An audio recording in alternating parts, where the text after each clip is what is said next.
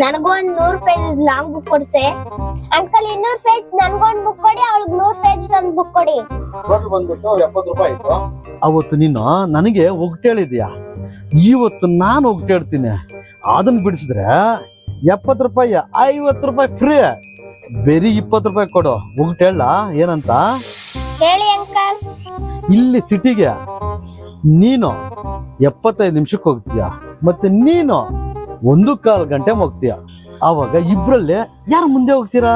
ನಾನ್ ಮುಂದೆ ಹೋಗ್ತೀನಿ ಅಂಕಲ್. ಹೆಂಗೆ? 5 ನಿಮಿಷ ಅಂದ್ರೆ ನಾನೇ ಮುಂದೆ ಹೋಗ್ತೀನಿ.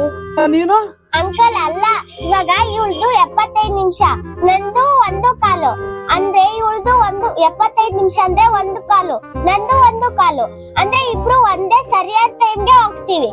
ಅಂಕಲ್ ಈ 20 ನಿಮ್ಗೆ, 50 ನನ್ಗೆ, ಈ ಬುಕ್ ನನ್ಗೆ.